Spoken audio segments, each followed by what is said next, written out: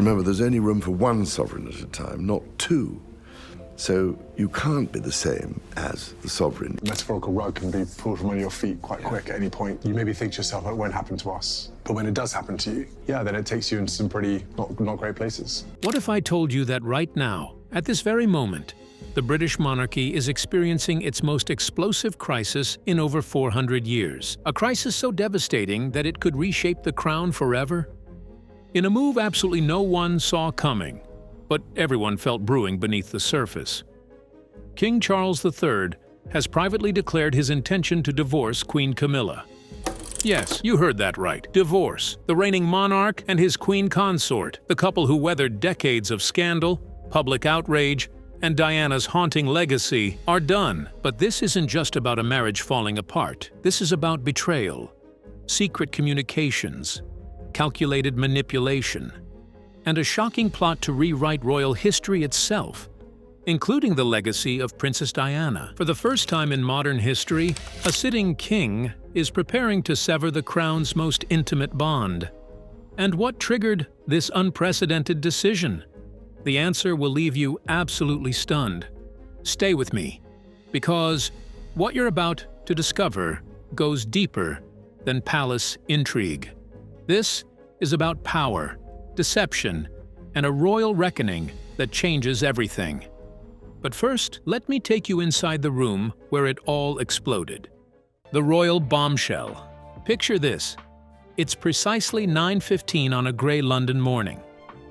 Behind the imposing doors of Clarence House, an emergency session has been convened in absolute secrecy. Who's in the room?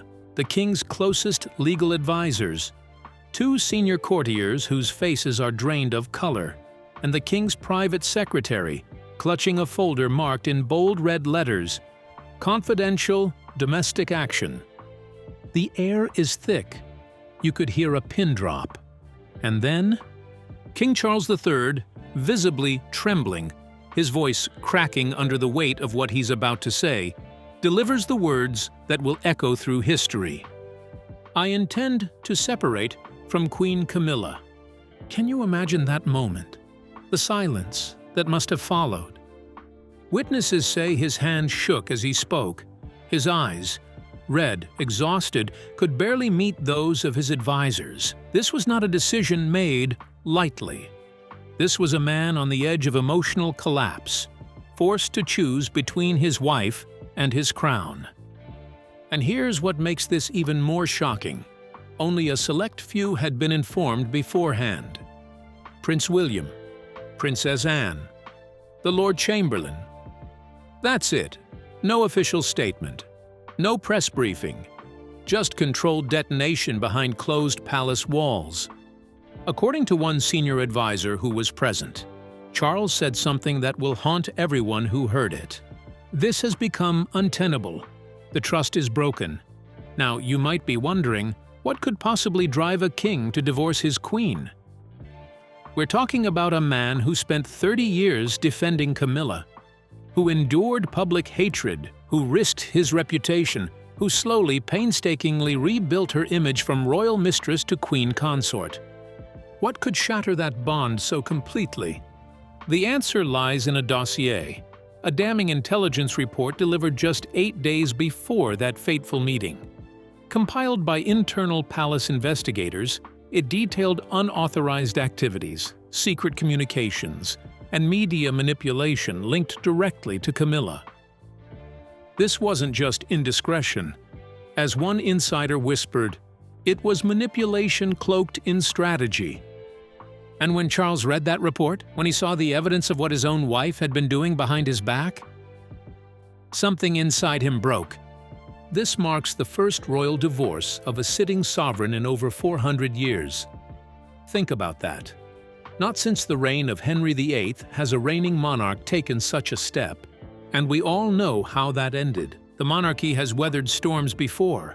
Edward VIII's abdication in 1936, Charles and Diana's catastrophic split in 1996. But this is different. This comes at a time when the crown is already under intense public scrutiny, when trust in the institution hangs by a thread.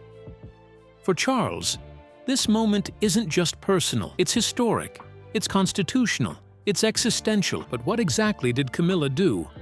What was in that intelligence report that pushed the king past his breaking point? Let's dive into the betrayal that broke the crown. The betrayal that broke the crown. It started innocently enough, or at least that's how it appeared. Palace aides were conducting routine vetting of press requests, standard protocol, nothing unusual. But then, something caught their attention. A series of unusually detailed inquiries from a well-known royal biographer. Questions that were too specific, too pointed, too informed. Red flags went up immediately. After discreet digging, and let me tell you, when palace security starts investigating, they don't mess around. They discovered something explosive. Queen Camilla had been in direct communication with this author. And this wasn't just casual conversation. This biographer was allegedly working on a new book designed to completely reframe the royal narrative, to rewrite history itself. Early drafts of this biography reportedly included altered portrayals of Princess Diana, Prince William, and Princess Catherine. Can you believe that? Diana, the people's princess, beloved worldwide, was being recast in a negative light. And Camilla? She was being portrayed as a misunderstood, modernizing force who had been unfairly vilified. It gets worse. Investigators also uncovered logs of 3 private meetings between Camilla and a high-profile foreign media executive. These meetings, completely undocumented in official royal schedules, occurred over a 6-week period at an undisclosed property in Mayfair, one of London's most exclusive neighborhoods. What were they discussing in these secret meetings? How much longer can the king hold on? A palace in revolt. Queen Camilla now finds herself at the center of a storm unlike any seen in modern royal history. Buckingham Palace, usually a fortress of order and precision, is instead unraveling from within. What began as faint whispers in back corridors has grown into an open act of defiance, a staff mutiny that threatens to shake the very foundations of the monarchy. Insiders reveal that loyalty among palace servants, once unquestioned and automatic, has splintered. A growing number are refusing to serve the queen consort, and the silent rebellion shows no sign of easing. According to those closest to the inner workings of the royal household, the protest is not random. It is believed to be a direct response to what staff describe as deliberate humiliations directed at Catherine, Princess of Wales. These were not isolated incidents, but a series of actions that have left scars too deep to ignore. The result is a quiet but powerful uprising, carried out not with shouts or banners, but with small, persistent acts of resistance. At first, the signals were almost invisible. An attendant who once stood ready at Camilla's side would suddenly excuse themselves just as she reached for a drink. A trusted butler of decades would vanish from the room the moment she entered. Doors that should have opened instantly remained shut just long enough to make her presence awkward. Afternoon tea would arrive late. Evening wine would go missing altogether. Tasks once completed with military precision were now deliberately delayed, disrupted, or abandoned. For a royal household where service operates like clockwork, such disruptions are not mere accidents. They are statements. It's a rebellion of 1,000 small cuts, explained a former footman still in contact with current staff. No one mistake can get you dismissed. But when dozens act the same way, the message is undeniable. Respect is gone. And without respect, she has nothing. The murmurs carried through the kitchens, corridors, and servant quarters revealed just how deep the wound runs. Maids whisper of a betrayal that cannot be forgiven. Footmen quietly describe the queen consort's treatment of Catherine as beyond redemption. Even seasoned attendants, those who had endured divorces, scandals, and storms that shook the House of Windsor before, confess this moment feels different. One elder royal family member is reported to have spoken in a hushed but unwavering voice. She crossed it with the princess. There's a line you cannot cross. That line, once sacred and unspoken, has been broken. And everyone in the palace knows what it means. Staff no longer need to spell out their reasons. The reference to the episodes with Catherine is enough. No one wants to speak of them openly, but every servant knows the details. The collective silence around these events only makes their significance heavier, fueling the sense that something irreversible has happened. For the monarchy, this is more than an internal inconvenience. Senior aides admit that palace operations are grinding to a halt. The environment has turned poisonous, and the family faces its most serious internal crisis in a generation. So how did a single act of humiliation spark whispers of collapse, leaving the monarchy's very survival hanging by a fragile thread? Stay tuned. It's wonderful. Everybody here has done their bit, and I'm sure, in 10, 20 years' time, who knows, we might see the end of it. The weight of a son's words. When Prince William stepped before the cameras, his voice was steady, but the world could feel the weight pressing behind it. Every word seemed to carry the full burden of the crown, the family and the nation watching from every corner of the globe. "My father's condition is stable," he said softly, "but his illness is incurable. We are cherishing the time we have together." The silence that followed was heavier than thunder. It wasn't just the confirmation of a rumor. It was the acknowledgement of a truth too painful to disguise. Outside Buckingham Palace, grief and disbelief mingled in the air. Thousands gathered, standing shoulder to shoulder in the chill of a gray afternoon, clutching flowers, candles, and phones that streamed the moment again and again. Some prayed, quietly. Others simply stared at the palace windows, hoping for movement, a shadow, anything.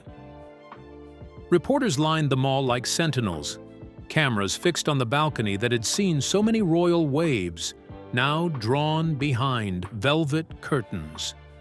Across oceans, headlines erupted. News anchors' tones shifted from speculation to sorrow. The words incurable and cherishing echoed across time zones, two words that reshaped how the world saw their monarch. For months, there had been whispers. King Charles, diagnosed with cancer in early 2024, had continued to fulfill his duties, attending meetings, greeting ambassadors, and maintaining the public calm that defined his reign. But those close enough to witness him privately saw the difference: the slower movements, the longer pauses, the fatigue that no public smile could conceal. It wasn't the first time the king had faced pain with such quiet dignity. In his younger years, Charles was the image of strength and determination.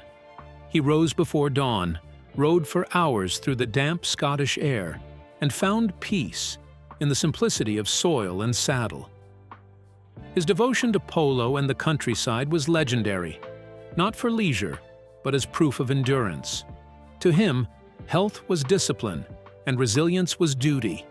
But time, relentless as it is, began to test that discipline. Surgeries and injuries came in waves. The knee operation in 1998, a hernia repair in 2003, the minor procedures that followed in later years. Each time, he emerged smiling, shaking hands with nurses and waving to photographers, determined to show that the body could yield without surrender. Yet those closest to him began to sense a quiet shift, a deeper reflection on fragility, on legacy, on the limits of strength itself. Now, as William faced the cameras, that legacy seemed to stand behind him, proud, weathered, unbroken. The king who had once played through pain now inspired a son who spoke through heartbreak. The monarchy had always been about endurance, about holding one's head high, no matter the storm. But this time, even endurance had a cost. And as the palace remained still under the November sky, Britain waited, suspended between gratitude and grief, wondering how much longer the silence would last. But when the silence finally breaks, will it mark the end of a reign or the beginning of a reckoning within the crown? Stay tuned. Legal proceedings underway. Just 72 hours after King Charles's private announcement, the Royal Legal Council convened in emergency session to begin the unprecedented task of dismantling a monarch's marriage. The lead solicitor, Sir Gavin Morland, one of Britain's most respected constitutional lawyers, has been tasked with navigating legal territory that hasn't been explored in centuries. The terms being drafted are extraordinarily complex. They must address titles, housing arrangements, access to royal funds, public responsibilities, and succession implications. This isn't just a divorce. It's a constitutional puzzle with no modern precedent. It is, in fact, the first time since the Royal Marriages Act of 1772 that legal advisors have interpreted divorce proceedings for a reigning sovereign. The current draft would allow Camilla to retain the title Queen Consort Emerita, a ceremonial designation that sounds impressive, but carries absolutely no political weight or succession rights. It's essentially a title without power, a name without meaning. More significantly, Camilla would be stripped of access to Duchy of Cornwall funds, the vast estate that provides income to the royal family. She would also be removed from Crown estate privileges, cutting her off from the financial infrastructure that supported her royal lifestyle. Her housing arrangement would be permanently fixed at Raymill House, which, critically, is not an official royal residence. She would live there as a private citizen, not as royalty. Perhaps most consequential of all, the travel funding and staff support currently provided through the sovereign grant would cease within 90 days of the finalized separation. In practical terms, Camilla is being systematically separated from every material benefit of being queen consort. But there's another clause being drafted, one that speaks to the deep mistrust now permeating this situation. Palace legal teams are crafting a strict non-disclosure provision that would prevent Camilla from publishing or contributing to any books, articles, films, or media projects that reference the royal family without explicit pre-approval. Financial penalties for breach? Up to £5 million. This clause was reportedly insisted upon by Prince William himself. As one source close to his communications team put it, "No more shaping history to suit her agenda." Charles, according to aides, is compliant but emotionally fragile throughout this process. He's been present for legal briefings, but his focus remains divided between duty and personal devastation. He has made one specific request, that all proceedings conclude before the royal tour season begins in March. He wants this resolved, finalized, and behind them so the monarchy can reset its public face without the constant distraction of personal scandal. This isn't just a legal undoing, one insider noted. It's the final chapter of a story that began in the shadows over 50 years ago. But while lawyers prepared documents in studious silence, the outside world erupted with reaction. In the court of public opinion, the verdict came swiftly, and Diana's memory returned like thunder through the halls of Windsor. Public reaction, the announcement, or rather, the leak, of Charles and Camilla's impending separation caused an immediate cultural earthquake. Within hours, the hashtag #DianaWasRight began trending across 48 countries. It dominated headlines from London to Sydney, from Toronto to Mumbai. Social media exploded with vindication, anger, and a collective sense of, "We told you so." Videos of Diana's famous 1995 Panorama interview, where she delivered that chilling, unforgettable line, "There were 3 of us in this marriage, so it was a bit crowded," were reposted over 30 million times in just 3 days. It was as if the world had collectively pressed rewind on history. And this time, Diana's truth was echoing without resistance, without spin, without anyone trying to suppress it. Opinion polls conducted by YouGov just 24 hours after news broke revealed staggering numbers. 81% of Britons supported the king's decision to separate. Even more tellingly, 67% believed Camilla should be fully removed from all royal titles. News outlets, usually cautious, diplomatic, measured in their treatment of royal matters, published bold editorials proclaiming this moment as Diana's posthumous vindication. Newspapers that once vilified Diana, that once blamed her for the marriage breakdown, were now celebrating her as a truth-teller, silenced too soon. Even the BBC, which had been criticized for exploiting Diana during the Bashir interview controversy, aired a tribute documentary within 3 days of the announcement. The message was clear. The people's princess had been right all along. Public calls began emerging for the restoration of Diana's honors. MPs from both major parties floated the idea of declaring August 31st, the date of her tragic death in 1997, a national day of remembrance. A commemorative statue proposal, long stalled by internal royal disputes and political hesitation, was suddenly fast-tracked with new public funding. Diana's image was being rehabilitated, not just culturally, but officially. For William and Harry, still estranged, still navigating their own complicated relationship, this moment represented a unique convergence. While Harry remained publicly silent, sources say he privately sent a message to William. Just a few words. "She warned us. You're doing the right thing." The global sympathy flooding toward Diana's legacy reshaped not just the narrative of this divorce, but the entire royal story spanning decades. The woman once branded a problem had become the pillar, the moral center, the standard by which all others would be judged. And Camilla, once slowly, painfully rehabilitated through years of careful PR, was collapsing under the weight of her own past. Inside the palace, the message was unmistakable. The public has chosen its side.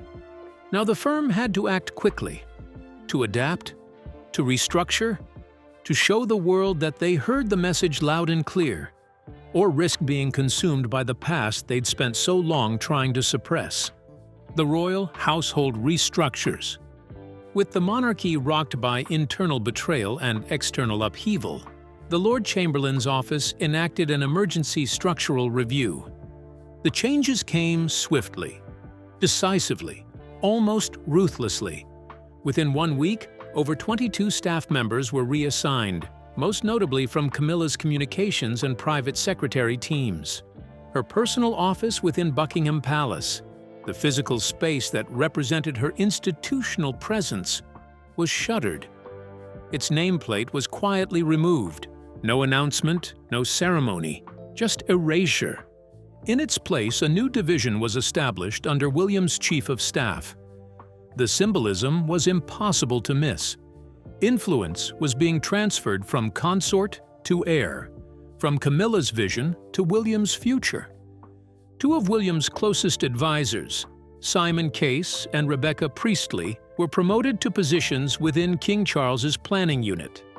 This effectively merged the operational spheres of father and son, creating a unified command structure.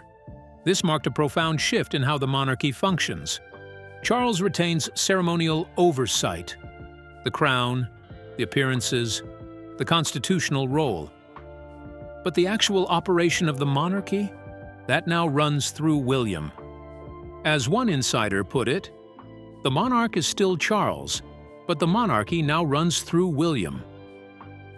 Several upcoming high-profile events were restructured to highlight royal stability and the trusted core of the family. Princess Anne was confirmed to lead the Commonwealth Envoys Dinner, a prestigious diplomatic event that traditionally would have included the Queen Consort. Princess Catherine was tapped to host the International Children's Summit, a role originally earmarked for Camilla. Kate's involvement sends a powerful message about who the institution trusts to represent its values. Prince Edward and Sophie were brought into more central ceremonial roles, forming a visible core of trusted bloodline royals. Camilla's absence, once unthinkable, once carefully managed and explained, is now simply protocol. Expected, normal. Perhaps the most symbolic change of all involved the royal family portrait gallery inside Buckingham Palace. The portraits were quietly reordered. Camilla's image, once prominently placed beside Charles, was moved to a far less prominent position, tucked away where few would notice. And in its place, a full-length portrait of Diana, originally unveiled quietly in 2022, was relocated beside images of William, Kate, and their children. It was more than optics.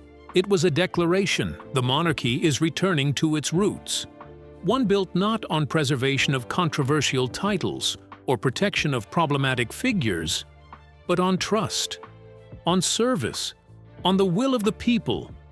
But structure alone doesn't guarantee stability. Even as the palace braced itself for this new era, one enormous question loomed over everything. A question that could reshape the British monarchy more dramatically than anything we've discussed so far. Would Charles himself remain on the throne? Can the crown survive another scandal? This divorce marks the second time in King Charles III's life that a marriage of his has collapsed under intense global scrutiny. But this time is fundamentally different. This time, he wears the crown. In the face of unprecedented personal embarrassment and institutional crisis, whispers of abdication have begun circulating, not just in tabloids, but inside Parliament, in private clubs, in government offices.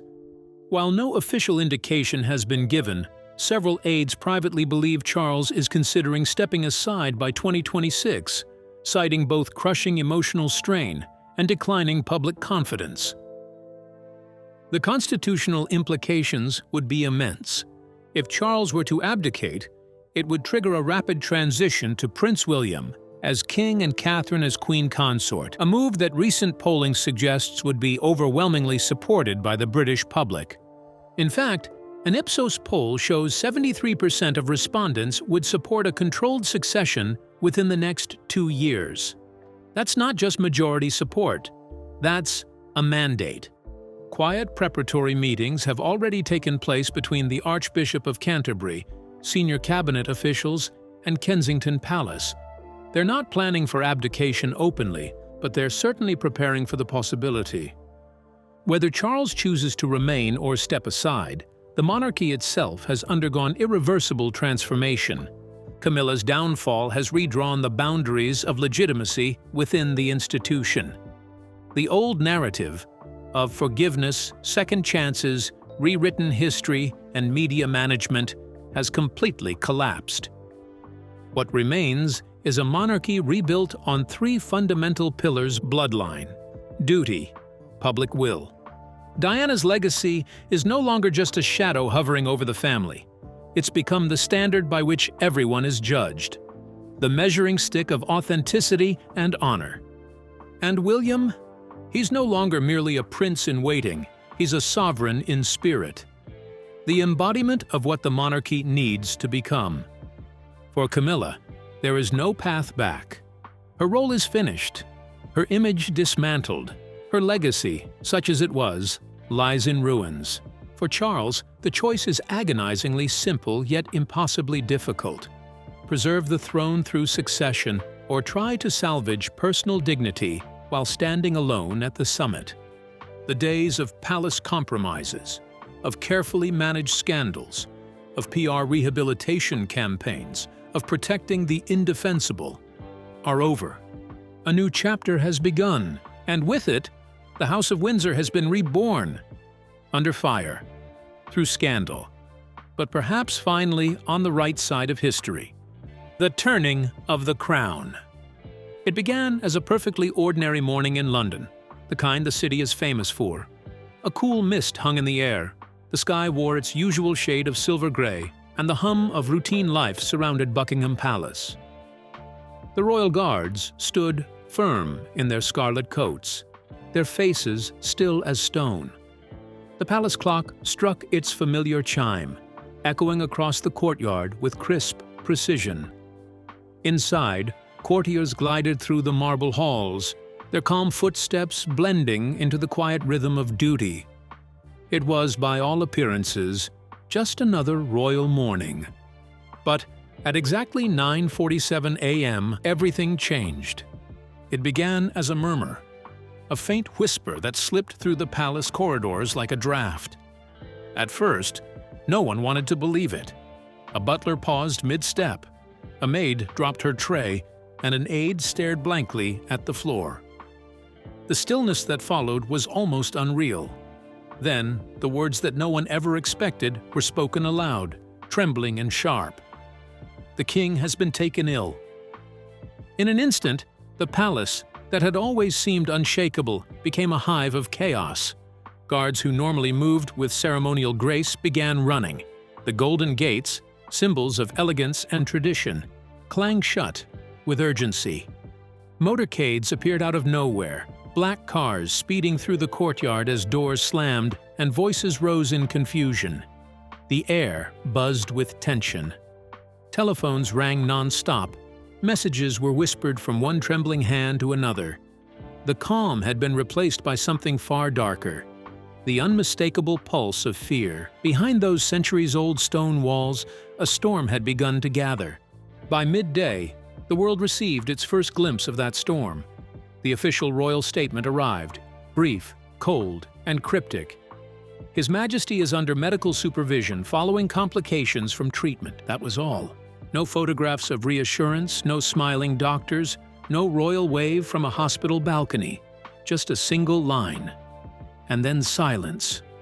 But that silence was deafening. Across Britain, it echoed through living rooms, offices, and crowded streets. News anchors stumbled over their words, reporters camped outside the palace gates, and millions of people whispered the same haunting question. What's happening to the king? The great halls, once filled with laughter and ceremony, were now silent, but for the echo of hurried footsteps and the soft hum of prayers whispered by anxious hearts. Outside, the crowd grew larger, pressed against the gates, faces pale with worry and curiosity. Candles began to appear on the pavement, small flickering lights in the growing dusk. And within those palace walls, history was holding its breath. Inside the palace, the atmosphere grew heavier with every hour. The staff moved like ghosts, speaking in hushed tones, afraid that even the walls might be listening.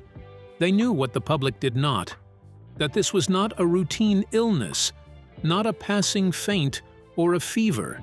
It was serious, terrifyingly serious.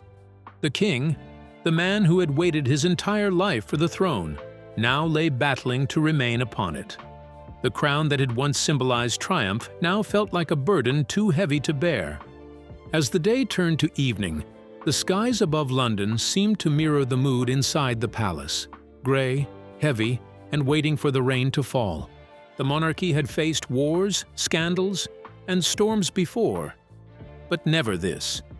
Never such a sudden, intimate fear, because this was not about politics or power.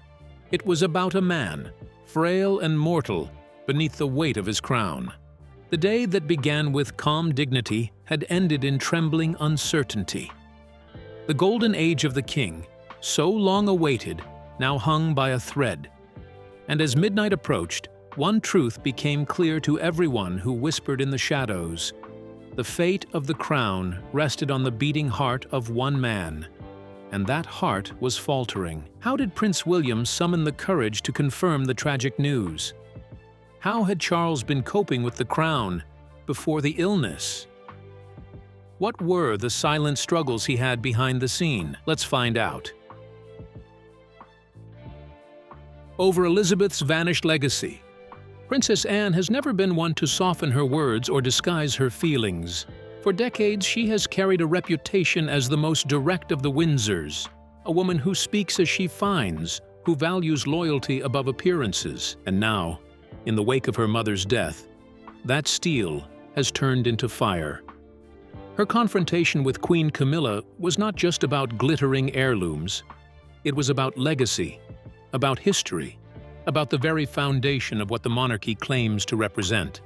The storm began quietly, deep inside Windsor Castle.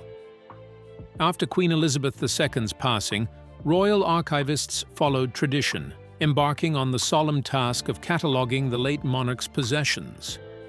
This was a process that had been repeated after the deaths of kings and queens for centuries, A careful accounting of what was left behind, what belonged to the crown, and what had been personal. But this time, something was wrong. As the archivists moved through the vaults, they discovered gaps, jarring absences where priceless relics should have been. The discovery spread quickly among a select few, but no one dared breathe a word in public.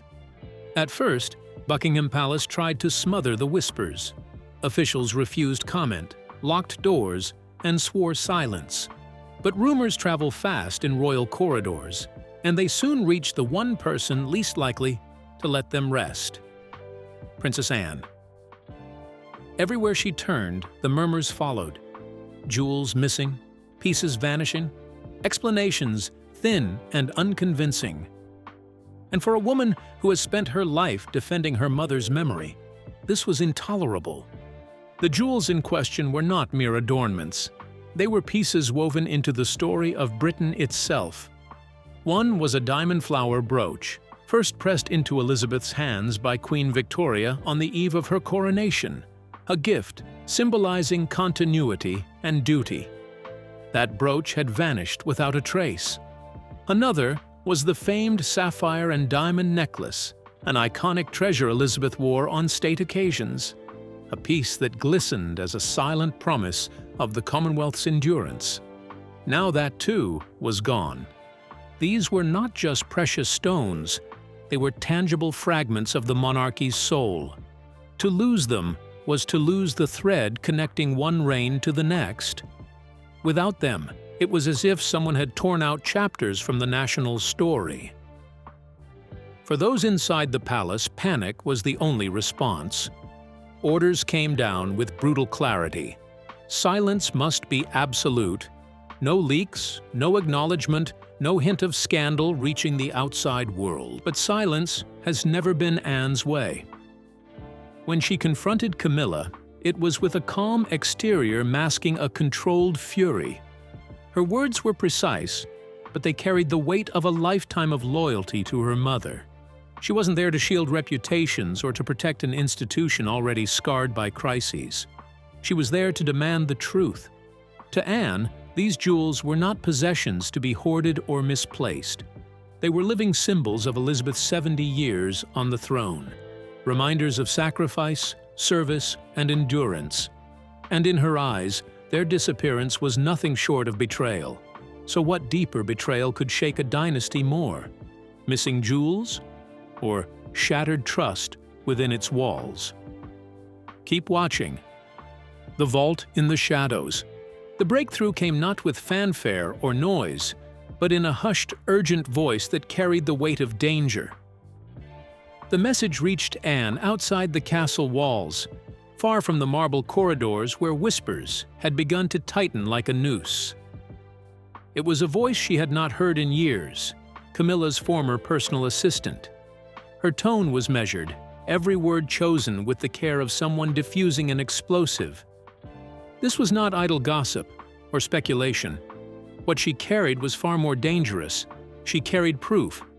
With deliberate calm, the former aide revealed the existence of something that should never have existed at all: a hidden vault. Not in the archives of Windsor or the guarded repositories of government, but in Ray Mill House, Camilla's private retreat in Wiltshire. Beneath its walls lay a chamber under constant surveillance, sealed away from official oversight, a vault tucked into secrecy where prying eyes could not reach. Inside, she said, priceless relics of Queen Elizabeth's reign had been spirited away, removed from palace control and locked in private keeping. Anne sat in silence as the words sank in. Every detail was another blow, a piece of a puzzle snapping into place with chilling clarity. Camilla had not merely borrowed or misplaced items, as palace excuses had suggested. She had removed them. Among the treasures allegedly hidden at Raymill was one of the crown's most dazzling pieces, the emerald and diamond choker that had once gleamed at Elizabeth's throat, a jewel that had not appeared in any official record since her passing in 2022. The last time it was seen was at a discreet diplomatic gala, and Camilla's explanation then, that it was simply in family safekeeping, had done nothing to quell suspicion. For Anne, that phrase rang hollow. Who had given authorization? Where were the records? And why were items belonging to the Crown Collection Trust suddenly treated like private ornaments? To Anne, the pattern was unmistakable. This was no accident. It was concealment. But Anne was not reckless. She confided in no one, not Charles, not even her most trusted companions. Instead, she acted in her trademark style, sudden, precise, decisive. She reached out to two officers of the Royal Protection Command, men bound by silence and loyalty, men she trusted as immovable as stone. Their instructions were clear. Investigate Raymill House. Find the truth. What they uncovered erased every shred of doubt. Hidden beneath layers of restricted access, the vault was real. Records had been scrubbed, digital traces wiped clean, paper logs destroyed as though someone had deliberately erased history. But the protection officers worked quietly, photographing and cataloging each discovery. And the evidence was devastating.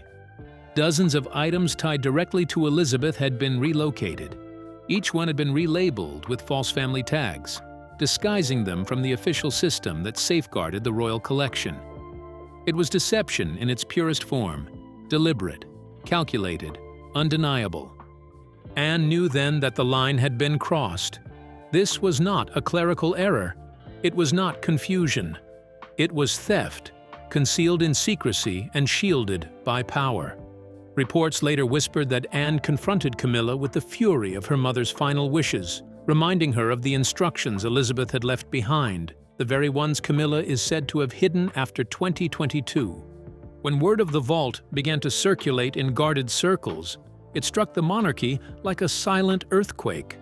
And for Anne, the sight of that emerald necklace, once described by Elizabeth as a symbol of balance between heritage and restraint, reduced to a cold photograph in a hidden vault, stripped of meaning, stripped of context, was nothing less than desecration. But when whispers of Camilla's secret vault shook the palace, was this mere scandal, or the monarchy's deepest betrayal yet? Stay glued. Conclusion and final thoughts. As Camilla fades into royal obscurity and Charles stands at the precipice of potential abdication, the British monarchy faces a crossroads more dramatic than any in recent memory. Diana's truth, long buried under layers of protocol, revision, and institutional protection, has roared back into the palace with thunderous, undeniable force. William and Catherine now carry the public's trust. Princess Anne anchors the crown in unwavering tradition and service. Together, they represent what the monarchy could be, what it perhaps always should have been. The betrayal that cracked this royal marriage has also cracked open a new era, one that may finally favor transparency over protection, accountability over image management, truth over carefully constructed narrative. In the silence that now echoes through Windsor's ancient halls, one truth remains absolutely certain. The old royal order has fallen, and there's no turning back. But now I want to hear from you. Do you think Charles should abdicate in favor of William? Do you believe Camilla deserves this treatment? Or has she been unfairly scapegoated? And what about Diana's legacy? Has she finally received the vindication she deserved? Drop your thoughts in the comments below. Let's have this conversation. And if this video opened your eyes to just how deep this royal crisis goes, make sure you hit that like button and subscribe to the channel. We'll be following every development in this historic royal divorce as it unfolds. Because trust me, this story is far from over. The crown may survive, but it will never be the same. Thanks for watching, and remember, in the Game of Thrones, you win or you disappear, and sometimes even queens fall.